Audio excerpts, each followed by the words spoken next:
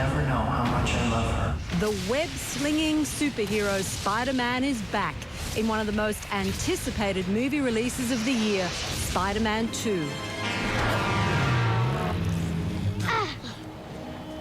Hey, you guys.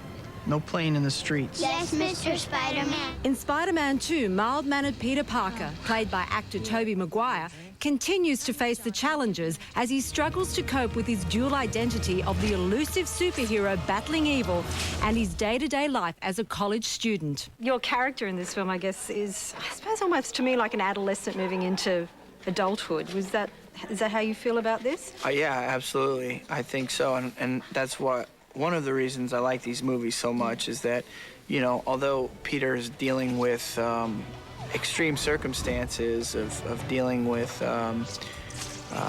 you know, his choices in life, I think someone at that age would be dealing with similar things, maybe things that aren't so consequential to everybody around him, but still, like, becoming an adult is dealing with the same themes of the movie. You know, with great power comes great responsibility. Just being a human being and having a life and existing and making choices in your life, I think, is a great power. What I love about this film, though, there's all those sort of human touches that you wouldn't normally think that a superhero would have to go through. Like, you got to go to a laundromat. Yeah, exactly. And even superheroes have to learn not to mix colours with whites, right? Yeah, exactly. Just regular stuff, you know? And he has 2 jobs and goes to school and can't keep up in school or his jobs, can't pay his rent, you know? Yeah. He's just got regular problems. What do you want?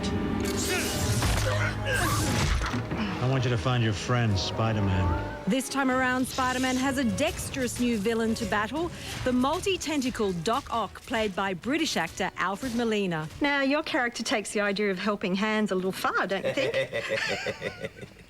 Yeah, mother's little helper. Yeah.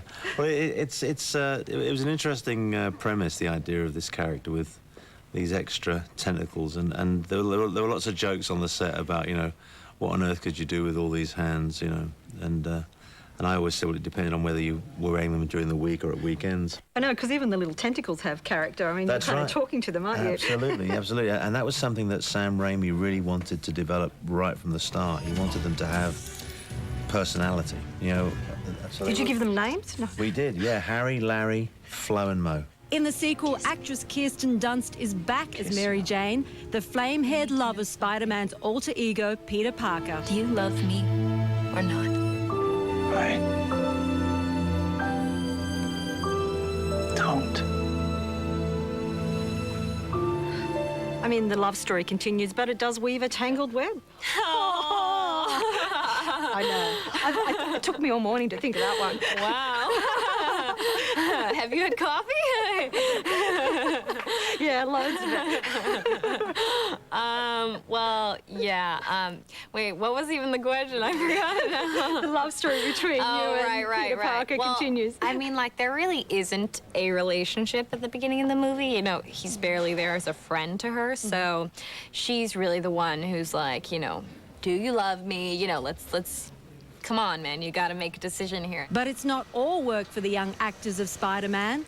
According to Kirsten Dunst, there's always time for a little play between takes. I had a lot of my friends working on the movie with me, so when we worked at Universal Studios, we'd take the golf carts around, and they have tour buses, and you know how they do the Universal Studios lot tours, and we'd go up to the Psycho House, and we'd, like, jump out of the Psycho House, and the tour buses would go by, like, screaming and running around the Psycho House. Do people recognize you? I think they recognize. We're probably on a lot of people's home videos. There you go, our Catherine.